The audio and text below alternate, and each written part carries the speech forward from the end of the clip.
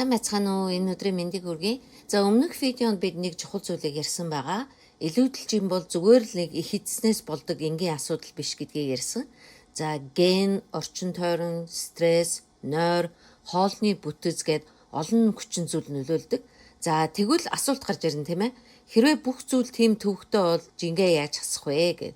За өнөөдөр бид шинжлэх ухаанд суурилсан хамгийн үр дүнтэй аргуудын талаар ярилцгаая. За нэгдүгээр өсөглөн биш дааврыг удирдах. За жин хасах хамгийн том алдаа бол зүгээр л баг идэхийг оролдох.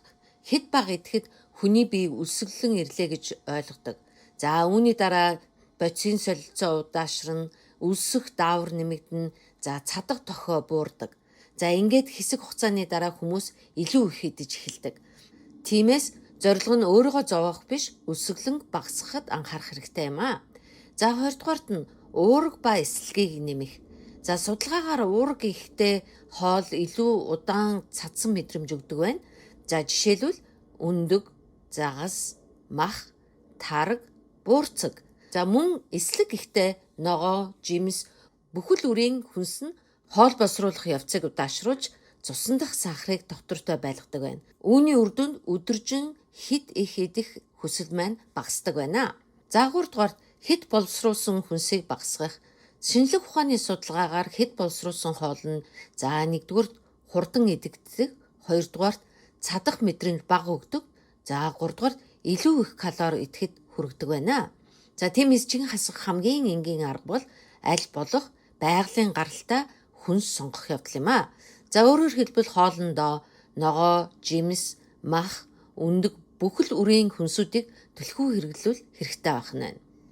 За дөрөвдүгürt булчин хөгжүүлэх хөдөлгөөн. За дасгал зөвхөн калори шатаах асуудал биш юм.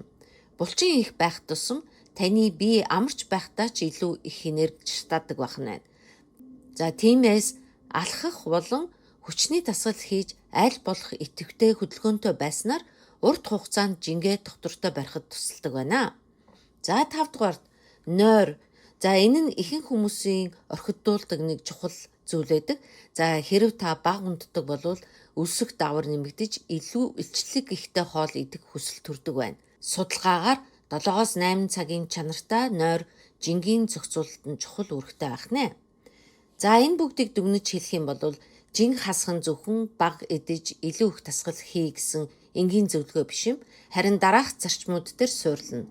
За үүнд нэгдүгürt өсөглөнг удирдах, хоёрдугаарт уурга, эслэгийг хоол хүнсэндээ түлхүү нэмэх, гуравдугаарт хэд боловсруулсан хүнсийг багасгах, дөрөвдүгürt тогтмол хөдөлгөөн хийх, тавдугаарт хангалттай унтах асуудал хэрэгтэй байх нэ. За ингэснээр та биеийнхээ биологтой хамтран ажиллаж эхэлж байна гэсэн үг юм.